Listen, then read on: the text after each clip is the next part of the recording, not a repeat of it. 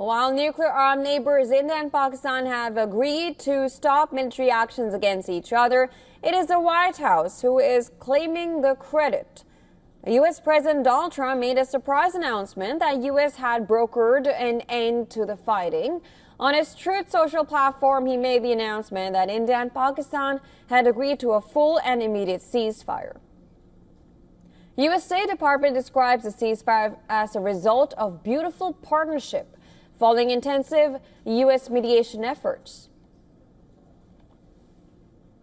It was a beautiful partnership. This was the result of the Vice President, J.D. Vance, of course, this entire government moving through the vision and implementing the insight and vision of President Trump, along with, of course, my guy, Secretary of State Marco Rubio. It's been a long 48 hours, but this is the point of what we do. Multiple phone calls, as the Secretary's noted on his own X account, multiple phone calls at multiple levels with each government. However, New Delhi asserted that it was Pakistan that reached out to India and the two countries negotiated directly and agreed to a ceasefire. Before claiming to broker peace, the U.S. Vice President J.D. Vance had said, "We're not going to get involved in the middle of war. That's fundamentally none of our business." But we're not going to get involved.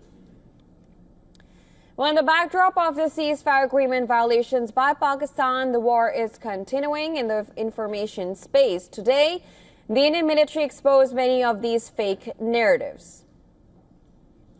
India firmly debunked Islamabad's claims that a Pakistani JF-17 fighter jet had damaged India's S-400 air defense system and BrahMos missile base.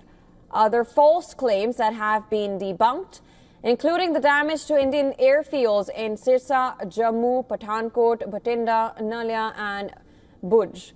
The Indian Army confirmed that all these bases are safe and fully functional. The Indian Defense Ministry also rejected the false Pakistani claims on Indian ammunition depot in Chandigarh. Several attempts were made by Pakistan on spreading a misinformation campaign, as we have seen for the last few days.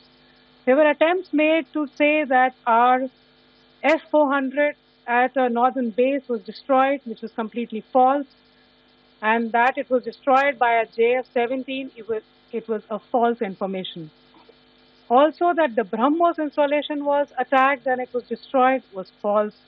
The destruction of airfields at Srinagar, Jammu, Pathankot, Bhuj, Nalia, etc. was also a false claim. The forward ammunition dump at Chandigarh and Beas are also fit and fine. Following India's persistent missile strikes on 9 terror infrastructure in Pakistan and Pakistan-occupied Kashmir, Pakistan ramped up misinformation campaign targeting India. Pakistan made false allegations that Indian Army damaged mosques. Now, this claim, too, was quashed by the Defense Ministry.